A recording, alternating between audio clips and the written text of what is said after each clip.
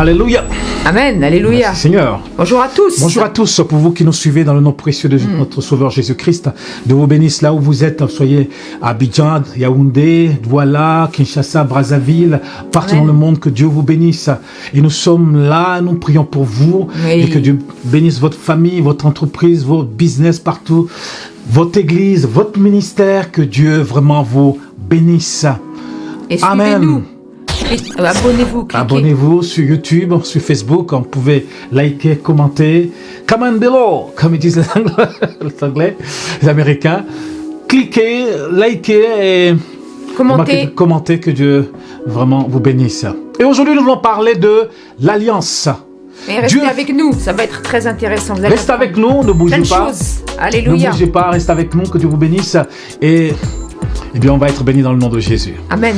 Dieu fait toutes choses par alliance. Vous verrez qu'il y a l'ancienne alliance et la nouvelle alliance. L'ancienne, c'est-à-dire l'Ancien Testament et le Nouveau Testament. Mais dans l'ancienne alliance, il va y avoir 7 alliances dans l'ancienne alliance et il va y avoir dans le Nouveau Testament la nouvelle alliance.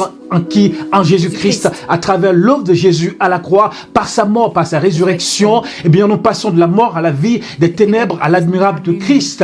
Et vous verrez que l'Ancien Testament est la préfiguration des choses à venir. Ne sont pas des choses parfaites, c'est l'ombre des choses à venir qui vont s'accomplir en Jésus-Christ. Vous allez voir des hommes comme Adam, comme Noé, comme Abraham, comme David, comme Moïse, qui sont, même comme Jacob, qui sont la préfiguration de Christ, qui va venir accomplir l'œuvre, qui va nous sauver par sa mort, par sa résurrection. Il va nous sauver à la croix de Golgotha et par son sang, il va nous purifier. La Bible dit que nous sommes sauvés par grâce, par le moyen de la foi. Alléluia.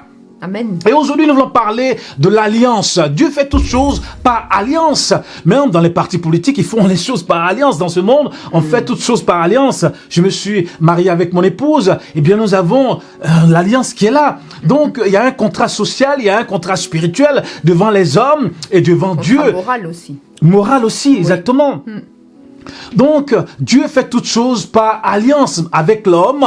Dans le jardin d'Éden, lorsque Dieu va créer Adam et Ève, Dieu va les bénir. Dieu va les bénir. Il va les placer dans le jardin d'Éden. C'est ce qu'on appelle l'alliance en Éden. Dieu va les bénir. Il va dire, multipliez-vous, assujettissez la terre, dominez la terre. Et Dieu sera toujours avec eux. Le soir, il descendait. Il venait les voir. Voyez-vous, Dieu fait une alliance avec son peuple, avec sa création. Amen. Mais Adam et Ève vont pécher. Ils vont pécher. Alors qu'ils étaient bien dans le jardin d'Éden. Et Dieu va les faire sortir du jardin d'Éden. Mais avant cela, Dieu va leur dire, écoutez, vous pouvez manger de tout ce que vous voulez. Mais le fruit de l'arbre de la connaissance du bien et du mal, vous n'en mangerez point. Mais les hommes, ils vont désobéir à Dieu et Dieu va les faire sortir du jardin d'Éden. Mais il va avoir cette alliance avec Adam et Ève, avec la création de Dieu. Dieu bénit, Dieu veut toujours bénir ce qu'il a créé. C'est comme nous, quand on a nos enfants, on veut que nos enfants soient bénis. Quel père aimerait que ses enfants soient maudits? Oui, ça n'existe pas. Ne réussissent pas. Ou ne réussissent pas. Tous les pères veulent que nous, nos enfants, quand on les voit, quand je vois mon fils, il m'a envoyé une photo, j'étais heureux de le voir. J'ai dit, mais dis donc, l'enfant est en train d'aller loin. Dieu est bon, Dieu est merveilleux. Amen, c'est vrai. Donc Dieu voulait que Adam et Ève réussissent. Mais ils vont pécher et Dieu va les faire sortir du jardin d'Éden. Mais Dieu ne va pas maudire Adam et Ève. Dieu va maudire la terre, il va maudire le serpent. Mais Dieu ne va pas maudire Adam et Ève. Sinon, Dieu lui-même, ce serait terrible de maudire ce qu'il a créé. Ça veut qu'arriver un moment, Dieu va dire, mais je regrette d'avoir créé l'homme lorsqu'on va arriver à Noé. Quand il va avoir le déluge. Oui. Mais Dieu ne va pas maudire l'homme.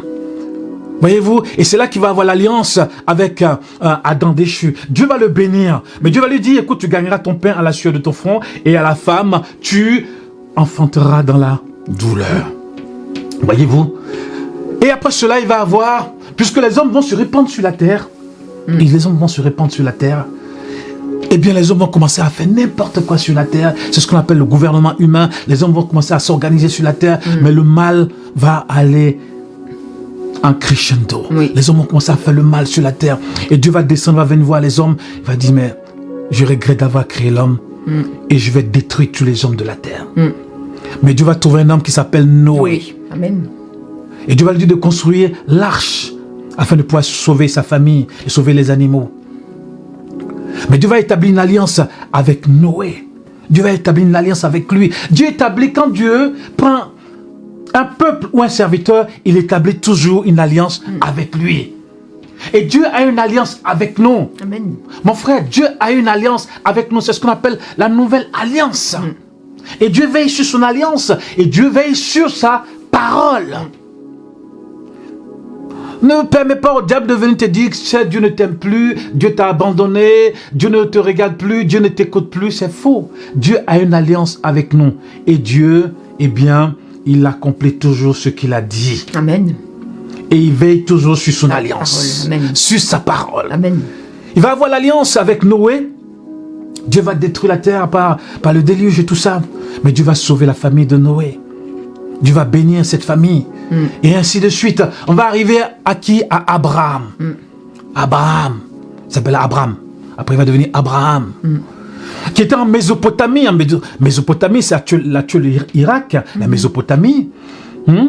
Et son père qui s'appelle Terah. Et Dieu va les appeler pour sortir de là parce qu'il devait partir dans la terre promise. Mais Terah va mourir à Charan. Et Dieu va promettre à Abraham de lui donner une terre promise. La terre promise. En ce temps, il n'y avait pas les GPS, il n'y avait pas les cartes. Aujourd'hui, on va sur Google, on met le GPS, on sait où on va. Mais Abraham n'avait pas de GPS. Il fallait qu'il mette sa confiance en Dieu, toute son assurance en Dieu. Moi, je me mets à la place d'Abraham. Dieu te dit, ben, écoute, Emmanuel, tu vas partir à tel endroit. Mais à l'époque, il n'y avait pas les militaires, il n'y avait pas la police, il n'y avait pas tout ça. Vraiment, au bord de la route, des brigands pouvaient t'attraper, te couper en deux. Mais Dieu va lui dire, écoute, va dans la terre promise. Dieu va lui indiquer et il va partir dans la terre promise. Dieu va faire une alliance avec lui. Dieu va lui dire, regarde les étoiles. Ta descendance sera comme ces étoiles. Ta postérité spirituelle ou physique sera comme ces étoiles. Dieu va faire une alliance avec Abraham et Abraham sera le patriarche. Sa descendance sera Israël. Dieu fait une alliance avec son peuple. Et spirituellement, c'est nous. Spirituellement, c'est nous. Exactement, c'est nous. Abraham, Dieu fait une alliance avec le père de la foi. Amen. Tu es une théologienne. Moins que toi, moins que toi. Le père de la foi, Abraham. L'homme de la foi qui a placé sa confiance en Dieu, son espérance en Dieu. L'homme qui ne savait pas où il allait, mais Dieu lui avait fait une promesse. Mais il savait que quand Dieu fait une promesse, il accomplit toujours sa promesse. Abraham va se balader un peu, n'est-ce pas, en Canaan. C'est vrai qu'il avait vu qu'il y avait des gens qui habitaient là, en Canaan. Oui. C'était pas un terrain vide, hein? Non. Il y a des gens qui habitaient là. Donc, et c'était des costauds c'était pas des gringalets. C'était des costauds qui habitaient là. C'était pas des mauviettes. Exactement. Abraham se dit, mais comment je fais pour... Et d'ailleurs, jusqu'aujourd'hui, Israël n'a pas encore conquis entièrement le pays. Non. Parce qu'il y a encore des gens qui sont là. Voyez-vous, mais Dieu va faire une promesse, Dieu accomplit toujours sa promesse.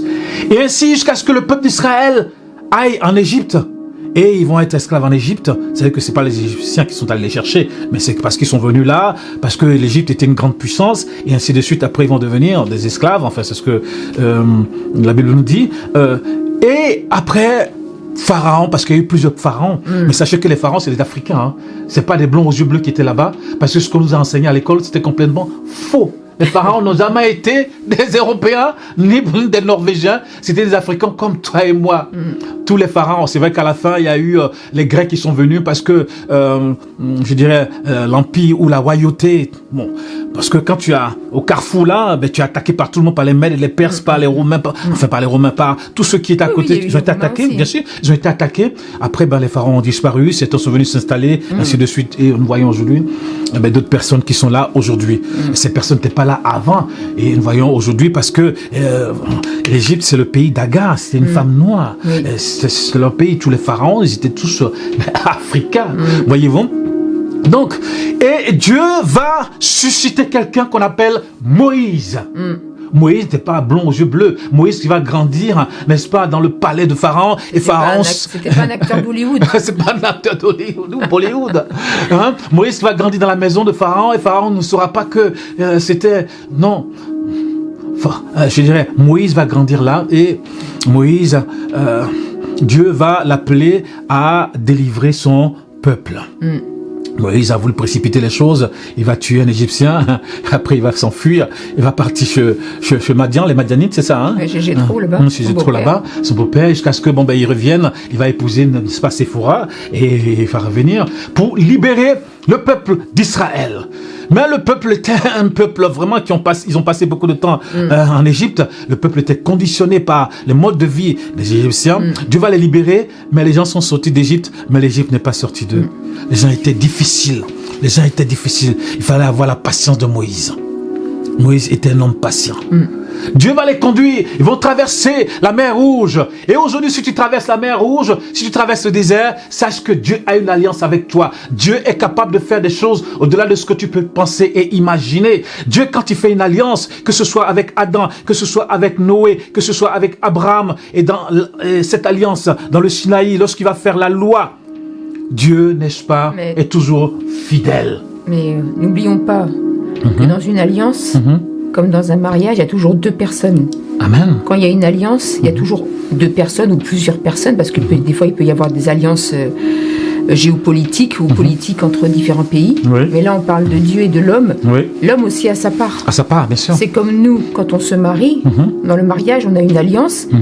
Moi, j'ai ma responsabilité morale, spirituelle. J'ai des choses à faire, j'ai des devoirs à faire en tant qu'épouse. Toi, tu as quelque chose à faire en tant aussi qu'époux. Donc une alliance, ça engage deux personnes. Donc les alliances que Dieu a fait avec Noé, ou avec le peuple d'Israël, ou avec Abraham, ou avec Moïse, Moïse aussi avait sa part à faire. Abraham aussi avait sa part à faire. Ces hommes-là, Adam aussi. Mais Adam, malheureusement, a désobéi, a brisé cette alliance-là. Donc, dans toute alliance, on a notre part à faire, et Dieu aussi a sa part à faire, mais nous aussi, on a notre part à faire. Et tu verras que dans toutes ces alliances, Dieu fait toujours sa part, mais c'est l'homme qui brise toujours les alliances. Que ce soit Adam, que ce soit au temps de Noé, que ce soit au temps d'Abraham, que ce soit au Sinaï, que ce soit, ils vont avoir la loi. Jusqu'à ce qu'ils arrivent pour briser, exactement. Et Dieu va faire une alliance avec le peuple d'Israël. Le peuple d'Israël, jusqu'à il va les conduire dans la terre promise par Moïse et par Josué, jusqu'à ce qu'ils rentrent dans la terre promise. Dieu fait sa part. Mais des fois, ils vont se tourner vers les Baals, vers les Astartés, vers les dieux qui ne peuvent rien faire pour eux. Et Dieu va des fois, va les livrer entre les mains de leurs ennemis. C'est ce que nous voyons dans la parole de Dieu. Mais Dieu, il restera toujours fidèle à son alliance. Jusqu'à ce qu'on arrive à David. David qui va régner, le roi David qui va régner. Dieu va faire une alliance avec lui. Amen. Et le règne de David. Et encore aujourd'hui, Jésus est une descendance. Elle est une descendance, comment on dit ça en français, c'est ça, hein? Descendance de David. Le trône de David subsiste encore. Voyez-vous, Dieu fait une alliance avec David. Jusqu'à ce qu'on arrive à l'alliance, la nouvelle alliance. Dieu, il ne se fatigue pas. Même l'alliance qu'il fait avec nous, il dit c'est la nouvelle alliance. Avec toutes ces alliances, comment je peux dire ça, les 7 alliances dans l'Ancien Testament, il n'est pas fatigué. Oui. Jusqu'à ce qu'il arrive à la 8e où il dit c'est la nouvelle alliance. Un homme, il serait déjà fatigué. Il dit vous m'embêtez. C'en est fini avec vous. Oui. Mais Dieu, il dit non, il continue, il continue. Parce qu'il a un plan merveilleux pour nous. Amen. Parce qu'il savait que Jésus-Christ allait venir pour accomplir sa volonté pleinement. Christ est descendu du ciel. Il est venu à travers Marie. Il est né sur la terre des hommes. Pendant 33 ans, il va exercer son ministère sur la terre et il va partir à la croix. Il va mourir par son sang. Eh bien, il va nous libérer, il va nous délivrer. Par sa résurrection, il nous donne la vie et la vie éternelle. Amen. La nouvelle alliance. On va voir dans Hébreux 8, au chapitre 8, verset 8 à 10, s'il te plaît. Alors, car c'est avec l'expression d'un blâme que le Seigneur dit à Israël, « Voici les jours viennent, dit le Seigneur, où je ferai avec la maison d'Israël et la maison de Juda une alliance nouvelle. Non comme l'alliance que je traitais avec leur père le jour où je les saisis par la main pour les faire sortir du pays d'Égypte. 2 secondes, s'il te plaît. Il dit que Dieu dit qu'il va faire une alliance nouvelle. Quelque chose de new gonna come. Quelque chose de nouveau va arriver, quelque chose de merveilleux, quelque chose d'extraordinaire, quelque chose de puissant. Je vais faire une alliance nouvelle, non pas une alliance comme je l'ai faite avec les patriarches, mais une alliance glorieuse, une alliance meilleure, une alliance pure, une alliance qui sera extraordinaire. Amen. Une alliance qui sera extraordinaire. Tu peux lire la suite, s'il te plaît? Amen. Alléluia. Car ils n'ont pas persévéré dans mon alliance, et moi aussi je ne me suis pas soucié d'eux, dit le Seigneur. Verset 10. Mais voici l'alliance que je ferai avec la maison d'Israël ces jours-là, dit le Seigneur. Je mettrai mes lois dans leur esprit, je les écrirai dans leur cœur, et je serai leur Dieu, ils seront mon peuple. Alléluia. Je lis la suite? Théodis, c'est ça? Oui. Alléluia. Dieu va faire une alliance nouvelle avec nous. Une alliance de grâce. Amen. Nous ne méritons rien, mais nous sommes sauvés par grâce. Dieu va dire qu'il va mettre sa loi dans nos cœurs. Oui. Et lui-même va venir habiter en nous. Amen. Par son esprit. Par son esprit. Et il va faire de nous des êtres nouveaux. Des êtres nouveaux. Dieu est merveilleux. Amen. Il aurait pu dire, mais ces gens-là, je suis fatigué d'eux, je suis fatigué d'eux. Je leur dis de ne pas faire ceci, ils le font. Je leur dis de ne pas manger du fruit de la connaissance du bien et du mal, ils l'ont fait. Je leur dis de ne pas, mais ils ont commencé à pécher sur la terre, à faire des choses terribles. Bien, j'ai voulu, jusqu'on arrive à David, jusqu'à la nouvelle alliance. Mais Dieu, il est toujours fidèle. Dieu va être fidèle. Et je bénis le Seigneur pour cette nouvelle alliance. Amen. En son sang. La nouvelle alliance a été accomplie en Jésus-Christ. En Jésus-Christ venant sur la terre. En Israël. Ce Galiléen, parce que les disciples étaient des Galiléens. La Galilée, c'est là-haut. C'est les Galiléens. Les Galiléens, on pensait que c'était... Parce que en fait, Israël, c'était des gens plus érudits, des gens bien... quelque chose de bon peut venir de Nazareth. Les Galiléens, c'était un peu des gens dépassés. Mais les Galiléens qui vont bouleverser le monde. Et le Seigneur, eh bien, c'est des gens... Non, c'est merveilleux. Amen. Il est venu parmi nous et il nous a sauvés par grâce, par le moyen de la foi. Amen. Et nous voulons le bénir, nous voulons le remercier. Tu as quelque chose à dire? Non, je t'écoute. Ça va aller? Oui. Et le Seigneur vous bénisse. Amen. Pour cette nouvelle alliance. Et cette nouvelle alliance, c'est pour toi et c'est pour moi. Amen. C'est l'expression de l'amour de Dieu à notre égard. Dieu est celui, il ne vient plus pour nous juger. Mais il nous a sauvés. Nous sommes devenus des héritiers de Dieu. Le jugement que nous allons faire devant... ce sera pour les récompenses. Oui. Dieu sera plus là pour nous juger, pour dire, voilà, hey, vous, c'est fini pour vous. Non, le jugement, ce sera pour les récompenses. Ce qu'on aura fait sur la terre. Ce que tu auras fait pour Dieu sur la terre. Le jugement, pour toi maintenant, ce sera pour une récompense. Soit tu as ta récompense, soit tu n'as pas ta récompense. Mais moi, je sais que j'aurai ma récompense en Jésus-Christ. Amen. Ah oui, j'aurai ma couronne et je le dépose au pied de Jésus. Amen. J'ai dit, Maître, Majesté, ma couronne au pied de mon Sauveur. Amen. Merveilleux. Et je t'aime, mon Maître. Amen. Et nous voulons bénir le Seigneur. Et cette alliance, elle est définitive. C'est ça? Elle est définitive. Une alliance qu'on ne peut pas rompre. Quelqu'un ne peut pas venir dire, non, l'alliance de Dieu n'existe plus. Non. L'alliance de Dieu est une alliance définitive. L'alliance de la puissance en Jésus-Christ. Du sang de Jésus. La puissance du sang de Jésus. Définitive. C'est fini. La dernière alliance. Christ a dit, tout est accompli. Il n'y a plus d'autre après. Il n'y a plus d'autre. Il n'y a plus d'autre. C'est ça ou c'est plus rien. C'est la grâce. Alors nous bénissons Dieu parce qu'il nous a fait grâce. Amen. Il nous a fait grâce. Nous qui étions des gens, des rebelles, des gens des blasphémateurs dans nos pensées, dans nos actes. Mais Dieu nous a fait grâce. Et nous voulons le bénir et nous voulons le remercier. Amen. Merci Seigneur, que Dieu vous bénisse là où vous êtes, que Dieu bénisse votre famille, vos enfants, votre pays. Au nom puissant de Jésus-Christ. Amen. Amen. Amen. Mon papa, que Dieu te bénisse. Toi aussi, pasteur. Amen. Merci pour ce message. Merci Seigneur. Alléluia. Bénisse. Amen. Amen. Dieu vous bénisse. Amen.